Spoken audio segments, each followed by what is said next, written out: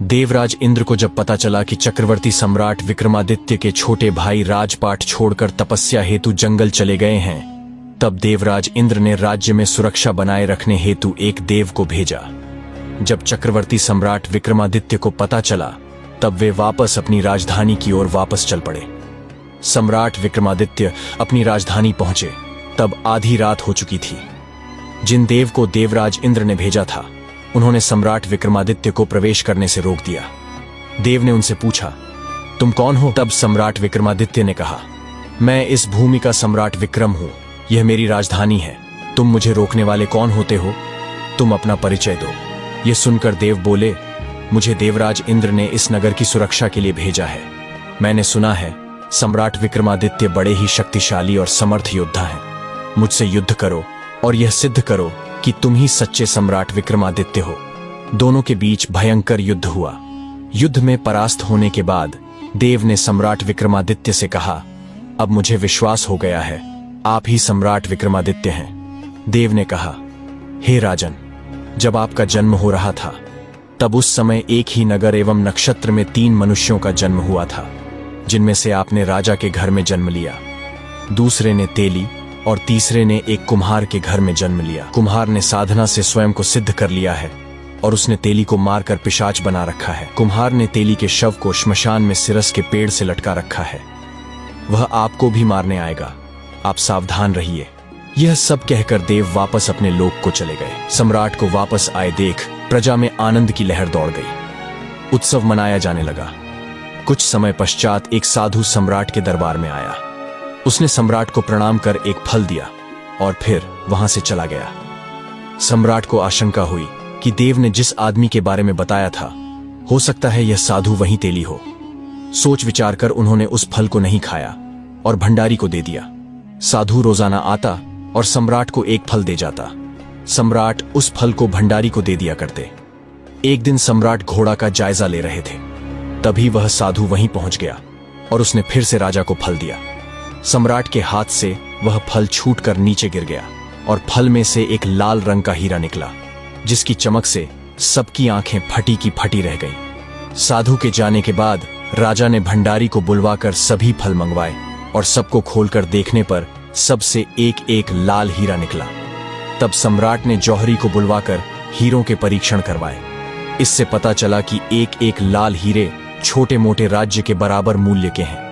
आश्चर्यचकित सम्राट ने साधु को बुलाने का आदेश दिया। एकांत में सम्राट ने साधु से पूछा कि आप इतने अमूल्य हीरे कहां से लाते हैं? तब योगी ने उत्तर देते हुए कहा, महाराज, यह रत्न मैं अपनी सिद्धियों से प्राप्त करता हूं। साधु ने कहा, गोदावरी नदी के किनारे शमशान में मैं एक साधना सिद्ध कर रहा हूं। उसके सिद्ध हो जाने पर मेरे मनोरथ पूरे हो जाएंगे। इसके लिए आपकी मदद चाहिए। यदि मैं आपको पहले ही यह बता देता तो शायद आप मेरी बात बिना पूरा सुने ही मुझे भगा देते। इसलिए मैंने यह तरीका अपनाया। साधना की अंतिम रात्रि पर मेरे सिद्ध स्थान पर अकेले आकर मेरी सहायता कीजिए। राजन, इससे अधिक मैं अभी आपको बताने में असमर्थ हूं। सम्राट सब समझ रहे थे। उन्होंने साधु को उत्तर देते हुए कहा, अच्छी बात है, साधना के अंतिम दिन सुचित्र कीजिएगा। मैं आपकी सहायता हेतु अकेला ही आऊंगा। कुछ दिन उपरांत अमावस्या की रात्रि आ गई। अमावस्या की आधी रात को राजा साधु के पास पहुंचे। थोड़ी देर बैठने के बाद सम्राट ने साधु से पूछा, योगी जी, मैं आपकी क्या सहायता कर सकता हूं? साधु ने कहा, हे राजन, यहां से दक्षिण दिशा में 2 कोस दूर शमशान में एक सिरस का पेड़ है। उस पर एक शव लटका हुआ है। आप उसे मेरे पास ले आइए। राजा उस शव को लाने शमशान के मध्य में चले गए। जब शमशान पहुंचे तो उस रात्रि वहां बहुत अंधेरा था और बारिश हो रही थी। वहां डरावनी आवाजें आ रही थीं। सांप बिच्छू पेड़ पर चढ़ रहे थे। जंगली जानवरों की भयावह आवाजें आ रही थीं। अघोरी शवों को खा रहे थे। पर उन्हें क्या पता था कि वह कोई मामूली मानव नहीं, सम्राट विक्रमादित्य है। बिना किसी भय, बिना किसी डर के सम्राट विक्रमादित्य आगे बढ़ते गए। न शेर की दहाड़ का डर, न हाथी के चिंघाड़ने का डर। बेधड़क बेखौफ राजा विक्रमादित्य सिरस के पेड़ के पास पहुंच गए। पेड़ की जड़ से ऊपर तक उस पूरे पेड़ में आग लगी हुई थी और पेड़ पर रस्सी से बंधा एक शव लटक रहा था। सम्राट ने अपनी तलवार से उस रस्सी को काटकर नीचे गिरा दिया।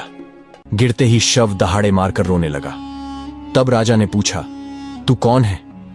राजा के पूछते ही वह शव दहाड़े मारकर हंसने लगा और वापस जाकर पेड़ पर लटक गया। विक्रमादित्य पूरे खेल को समझ रहे थे। उन्होंने फिर से तलवार से रस्सी को काटकर शव को नीचे गिरा दिया। इस बार उन्होंने अपने हाथों में जकड़कर उससे पूछा, तू कौन है? इस पर उस शव ने कोई उत्तर नहीं दिया। तब सम्राट विक्रमादित्य ने उसे चादर से बांध दिया और फिर उसे लेकर चल पड़े। रास्ते में शव ने कहा, मैं बेताल हूं, तू कौन है और मुझे कहां ले जा रहा है? सम्राट विक्रमादित्य ने कहा, मैं इस भूमि का चक्रवर्ती सम्राट विक्रमादित्य हूं। मैं तुझे उस साधु के पास लेकर जा रहा हूं जिसने मुझे तुझे यहां से ले जाने की विनती की है। तब बेताल ने कहा, तेरे साथ चलने की मेरी 2 शर्तें हैं। पहली शर्त, रास्ते में तू कुछ भी नहीं कहेगा। यदि तूने एक शब्द भी कहा तो मैं लौटकर पेड़ पर जा लटकूंगा। दूसरी, मैं तुझे कहानी सुनाऊंगा। सम्राट विक्रमादित्य ने इशारे में उसकी बात का समर्थन किया। सम्राट उसे उठाकर ले जा रहे थे और बेताल ने राजा को कहानी सुनाना शुरू किया। बेताल ने कहा, सुनो राजन, काशी में प्रताप मुकुट नाम का राजा राज करता था। उसके वज्र मुकुट नाम का एक बेटा था। एक दिन राजकुमार दीवान के लड़के को साथ लेकर शिकार खेलने जंगल गया। घूमते घूमते उन्हें तालाब दिखा। दोनों मित्र वहां रुक गए और तालाब के पानी में हाथ मुंह धोकर ऊपर महादेव के मंदिर दर्शन के लिए गए। घोड़े को उन्होंने मंदिर के बाहर बांध दिया। वो मंदिर में दर्शन करके बाहर आए तो देखा कि तालाब के किनारे कोई राजकुमारी अपनी सहेलियों के साथ स्नान करने आई है। दीवान का लड़का तो वहीं एक पेड़ के नीचे बैठा रहा, पर राजकुमार से ना रहा गया और वह आगे बढ़ गया। राजकुमार ने उसकी ओर देखा तो वह उस पर मोहित हो गया। राजकुमारी भी उसकी तरफ देखती रही। फिर राजकुमारी ने जूड़े में से कमल का फूल निकाला, कान से लगाया, दांत से कुतरा, पैर के नीचे दबाया और फिर छाती से लगा अपनी सखियों के साथ चली गई। राजकुमारी के चले जाने पर राजकुमार निराश हो अपने मित्र के पास आया और सब हाल सुनाकर बोला, मैं इस राजकुमारी के बिना नहीं रह सकता, पर मुझे ना तो उसका नाम मालूम है ना ठिकाना, वह कैसे मिलेगी? दीवान के लड़के ने कहा, राजकुमार आप इतना घबराए नहीं, वह सब कुछ बता गई है। राजकुमार ने पूछा, कैसे? वह बोला, उसने कमल का फूल सिर से उतारकर कानों से लगाया तो उसने बताया कि मैं कर्नाटक की रहने वाली हूं। दांत से कुतरा तो उसका मतलब था कि मैं दांत बांट राजा की बेटी हूं। पांव से दबाने का अर्थ था कि मेरा नाम पद्मावती है। और छाती से लगाकर उसने बताया कि तुम मेरे दिल में बस गए हो। इतना सुनते ही राजकुमार खुशी से फूल उठा और बोला, अब मुझे कर्नाटक देश में ले चलो। दोनों मित्र वहां से चल दिए। घूमते फिरते सैर करते दोनों कई दिन बाद उसी शहर में पहुंचे। राजा के महलों के पास गए तो एक बुढ़िया अपने द्वार पर बैठी चरखा काटती मिली। उसके पास जाकर दोनों घोड़ों से उतर पड़े और बोले, माई, हम सौदागर हैं, हमारा सामान पीछे आ रहा है, हमें रहने को थोड़ी जगह दे दो। उन दोनों की शक्ल सूरत देखकर और बात सुनकर बुढ़िया के मन में ममता उमड़ आई और बोली, बेटा तुम्हारा घर है, जब तक जी में आए तब तक रहो। दोनों वहीं ठहर गए। दीवान के बेटे ने पूछा, माई तुम क्या करती हो? तुम्हारे घर में कौन कौन है? तुम्हारी गुजर कैसे होती है? बुढ़िया ने जवाब दिया, बेटा मेरा लड़का राजा की चाकरी में है, मैं राजा की बेटी पद्मावती की धाय थी। बूढ़ी हो जाने के कारण अब घर में रहती हूं। राजा खाने पीने को दे देता है। दिन में एक बार राजकुमारी को देखने महल में चली जाती हूं। राजकुमार ने बुढ़िया को कुछ धन दिया और कहा, माई कल तुम वहां जाओ तो राजकुमारी से कह देना कि जेठ सुदी पंचमी को तुम्हें तालाब पर जो राजकुमार मिला था वह आ गया है। अगले दिन जब बुढ़िया राजमहल गई तो उसने राजकुमार का संदेशा उसे दे दिया। सुनते ही राजकुमारी ने गुस्सा होकर हाथों में चंदन लगाकर उसके गाल पर तमाचा मारा और कहा, निकल यहां से। बुढ़िया ने घर आकर सब हाल राजकुमार को कह सुनाया। राजकुमार हक्का बक्का रह गया और राजकुमार के मित्र ने कहा, राजकुमार आप घबराए नहीं, उसकी बातों को समझे। उसने 10 उंगलियां सफेद चंदन में मारी। इससे उसका मतलब यह है कि अभी 10 रोज चांदनी के हैं, उनके बीतने पर मैं अंधेरी रात में मिलूंगी। 10 दिन के बाद बुढ़िया ने फिर राजकुमारी को खबर दी। इस बार राजकुमारी ने उसे फटकार कर पश्चिम की खिड़की से बाहर निकाल दिया। उसने आकर राजकुमार को बता दिया। सुनकर दीवान का लड़का बोला, मित्र उसने आज रात को तुम्हें उस खिड़की की राह बुलाया है। मारे खुशी के राजकुमार उछल पड़ा। समय आने पर उसने बुढ़िया की पोशाक पहनी, इत्र लगाया, हथियार बांधे। दोपहर रात बीतने पर वह महल में जा पहुंचा। और खिड़की में से होकर अंदर पहुंच गया। राजकुमारी वहां तैयार खड़ी थी। वह उसे भीतर ले गई। रात भर राजकुमार राजकुमारी के साथ रहा। जैसे ही दिन निकलने को आया कि उसने उसे छिपा दिया, रात को फिर बाहर निकाल लिया। इस तरह कई दिन बीत गए। अचानक एक दिन राजकुमार को अपने मित्र की याद आई। उसे चिंता हुई कि पता नहीं उसका क्या हुआ होगा। उदास देखकर राजकुमारी ने कारण पूछा तो उसने बता दिया।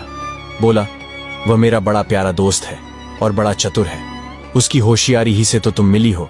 राजकुमारी ने कहा, मैं उसके लिए बढ़िया बढ़िया भोजन बनवाती हूं। तुम उसे खिलाकर तसल्ली देकर लौट आना। खाना साथ में लेकर राजकुमार अपने मित्र के पास पहुंचा। वे महीने भर से मिले नहीं थे। राजकुमार ने मिलने पर सारा हाल सुनाकर कहा कि राजकुमारी को मैंने तुम्हारी चतुराई की सारी बातें बता दी हैं, तभी तो उसने यह भोजन बनाकर भेजा है। दीवान का लड़का सोच में पड़ गया। उसने कहा, यह तुमने अच्छा नहीं किया। राजकुमारी समझ गई है कि जब तक मैं हूं वह तुम्हें अपने बस में नहीं रख सकती, इसलिए उसने इस खाने में जहर मिलाकर भेजा है। यह कहकर दीवान के लड़के ने थाली में से एक लड्डू उठाकर कुत्ते के आगे डाल दिया। खाते ही कुत्ता मर गया। राजकुमार के क्रोध की सीमा न रही। राजकुमार ने कहा, ऐसी स्त्री से भगवान बचाए, मैं अब उसके पास नहीं जाऊंगा। दीवान का बेटा बोला, नहीं, अब ऐसा उपाय करना चाहिए जिससे हम उसे घर ले चलें। आज रात को तुम वहां जाओ। जब राजकुमारी सो जाए तो उसकी बाईं जांघ पर त्रिशूल का निशान बनाकर उसके गहने लेकर चले आना। राजकुमार ने ऐसा ही किया। उसके आने पर दीवान का बेटा उसे साथ लेकर योगी का भेष बना मरघट में जा बैठा और राजकुमार से कहा कि तुम ये गहने लेकर बाजार में बेच आओ। कोई पकड़े तो कह देना कि मेरे गुरु के पास चलो और उसे यहां ले आना। राजकुमार गहने लेकर शहर गया और महल के पास एक सुनार को उन्हें दिखाया। गहने देखते ही सुनार ने उन्हें पहचान लिया और कोतवाल के पास ले गया। कोतवाल ने पूछा तो उसने कह दिया कि ये मेरे गुरु ने मुझे दिए हैं। गुरु को भी पकड़वा लिया गया। सब राजा के सामने पहुंचे। राजा ने पूछा, योगी महाराज, ये गहने आपको कहां से मिले? योगी बने दीवान के बेटे ने कहा, महाराज, मैं श्मशान में काली 14 को डाकिनी मंत्र सिद्ध कर रहा था कि डाकिनी आई। मैंने उसके गहने उतार लिए और उसकी बाईं जांघ में त्रिशूल का निशान बना दिया। सुनते ही राजा दौड़कर महल में गया और उसने रानी से कहा कि पद्मावती की बाईं जांघ पर देखो कि त्रिशूल का निशान तो नहीं है। रानी ने देखा तो सही में निशान था। राजा को बड़ा दुख हुआ। बाहर आकर वह योगी को एक ओर ले जाकर बोला, महाराज, धर्मशास्त्र में खोटी स्त्रियों के लिए क्या दंड है? योगी ने जवाब दिया, राजन, ब्राह्मण, गौ, स्त्री, लड़का और अपने आश्रय में रहने वाले से कोई खोटा काम हो जाए तो उसे देश निकाला दे देना चाहिए। यह सुनकर राजा ने पद्मावती को डोली में बिठाकर जंगल में छुड़वा दिया। राजकुमार और दीवान का बेटा ताक में बैठे ही थे। राजकुमारी को अकेली पाकर साथ ले अपने नगर में लौट आए और आनंद से रहने लगे। इतनी बात सुनाकर बेताल बोला, राजन, यह बताओ कि पाप किसको लगा है? राजा ने कहा, पाप तो राजा को लगा। दीवान के बेटे ने अपने स्वामी का काम किया। कोतवाल ने राजा का कहना माना और राजकुमार ने अपना मनोरथ सिद्ध किया। राजा ने पाप किया जो बिना विचारे उसे देश निकाला दे दिया। विक्रमादित्य ने इतना कहा ही था कि बेताल फिर उसी पेड़ पर जा लटका।